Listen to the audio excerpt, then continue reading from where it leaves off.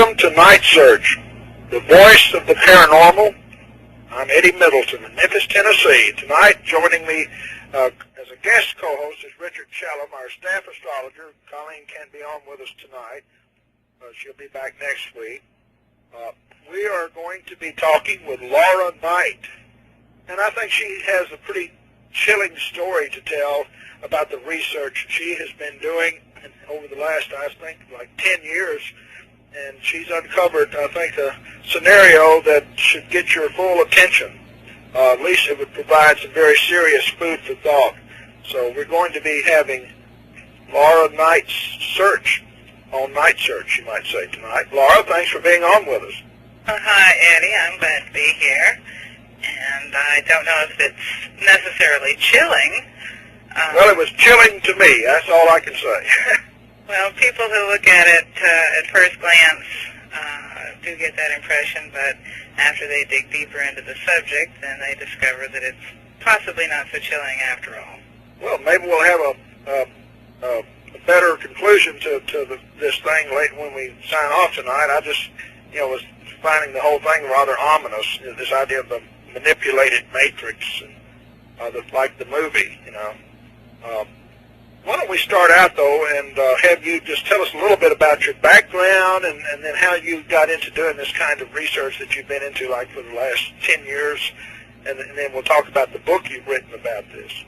Well, actually, it's not really the last 10 years that I've been doing research. It's actually all my life. Okay. It's only since 1993 that I have actually been looking at the so-called alien question. And that was because I was essentially forced to look at it because I had my own experience that essentially produced a life-changing look at my belief systems, because up until that point in time, even though I had been involved in paranormal research, as some people call it, worked as a hypnotherapist, off and on, mostly on for 20-some years. I had never considered the possibility of the existence of aliens or the possibility of alien abductions being actual.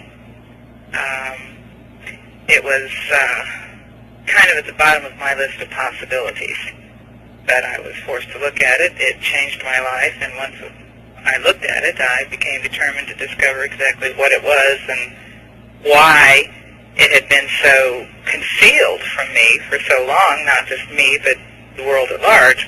Most human beings are blissfully unaware. Yeah, Laura, I was reading on your website about the exorcist information where you performed a number of very, very heavy-duty exorcisms. Was that your introduction to the aliens? Well, yes and no. Through the years as a hypnotherapist, most of my work dealt with standard hypnotherapy. I started out in the earlier years, just doing basic behavior modification type things, or stress reduction, or teaching people how to reduce their stress by self-hypnotic methods. Very basic stuff. Then as the years went by, we progressed into other kinds of therapy. I did some workshops, I took some more training, got into past life therapy, discovered that this was really interesting. It really worked really well. Yeah, I know you're familiar with Dolores Cannon,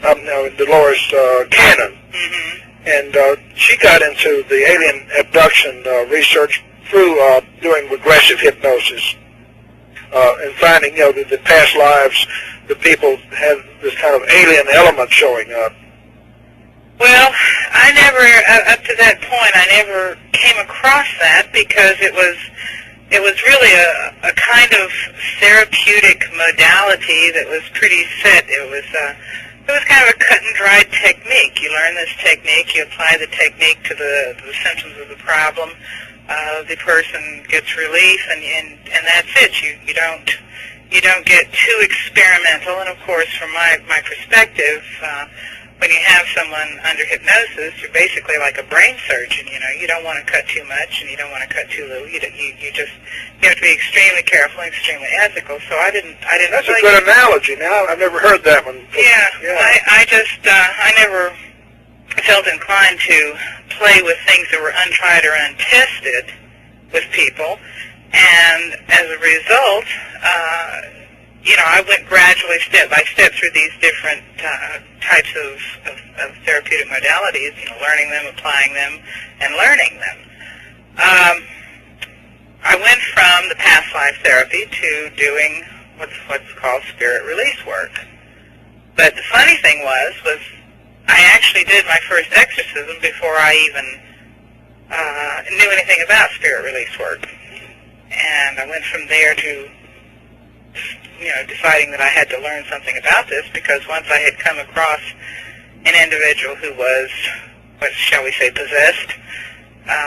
Were they showing some pretty dramatic manifestations? Oh, indeed. Could you share a little bit of that with us? Well, it was actually a child. And this child had gone from being a normal, happy-go-lucky, ordinary 6-year-old who played with cars in the sandbox or, did the normal 6-year-old thing, to being literally adultly demonic at periods. His mother was, needless to say, hysterical. And after taking him to a regular medical type person and deciding that she didn't want to drug her child, she eventually came to me, and we did an exorcism, and there it was. But the thing was I didn't know I was doing an exorcism. I was too stupid. And when I asked certain questions under hypnosis, another being identified itself as another being. Did the voice change? Oh, the voice changed. Yes, indeed. It was kind of a mild version of the movie, The Exorcist. Was it an adult-sounding voice? It was an adult-sounding voice. It had depth and resonance. It wasn't the squeaky little 6-year-old voice of this kid, for sure. Well, that would give anybody the willies, sure enough. It did, and that was when a really serious question had to be asked, which was, how does a child become possessed? Because this child was not in any way, shape, form, or fashion anything like the kid in the movie The Exorcist, like playing with Ouija boards or, diddling around in ways that they shouldn't be doing, or exposed in any way to any kind of person or activity that was any way, shape, or form demonic. He was essentially a child in a very, very Christian home, and with a very Christian environment, and it just there it was. How does this happen? Because I've always heard that one has to, in some fashion, invite them in. Nope. But apparently there are cases where they simply attack without any invitation whatsoever. Well, it's actually worse than that, because as I learned much more about it, I discovered that probably 70, 80, and I'm being conservative with this estimate, 70 or 80% of the population is attached by some sort of entity at any given point in time. In fact, once I had begun applying the technique of spirit release therapeutically, I have never had a subject who was not attached. Are you familiar with the work of Edith Fiore, the Quiet Dead? Oh, yeah. Edith Fiore was one of the models for the kind of work I was doing. Her work, Bill Baldwin, Carl Wickland,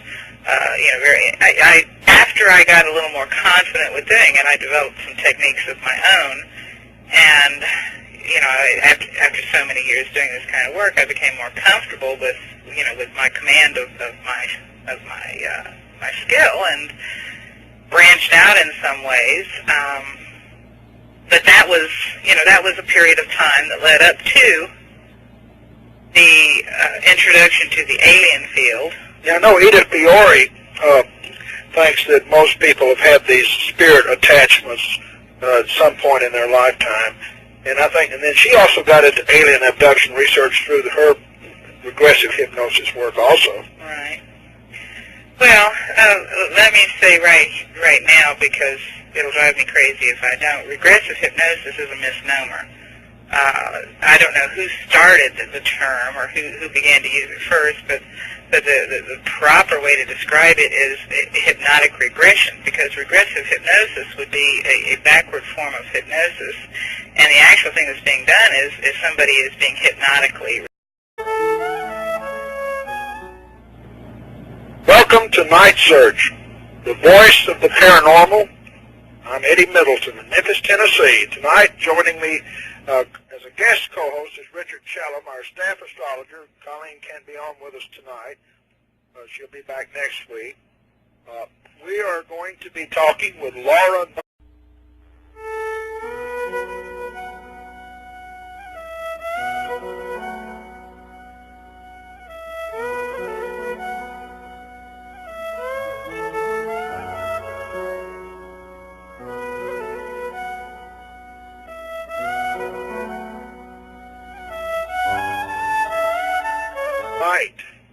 And I think she has a pretty chilling story to tell about the research she has been doing over the last, I think, like 10 years. And she's uncovered, I think, a scenario that should get your full attention. At least it would provide some very serious food for thought. So we're going to be having Laura Knight's search. Discover that it's possibly not so chilling after all. Well, maybe we'll have a better conclusion to this thing late when we sign off tonight. I just, was finding the whole thing rather ominous, this idea of the manipulated matrix, and like the movie, Why don't we start out, though, and have you just tell us a little bit about search on Night Search, you might say, tonight. Laura, thanks for being on with us. Hi, Eddie. I'm glad to be here.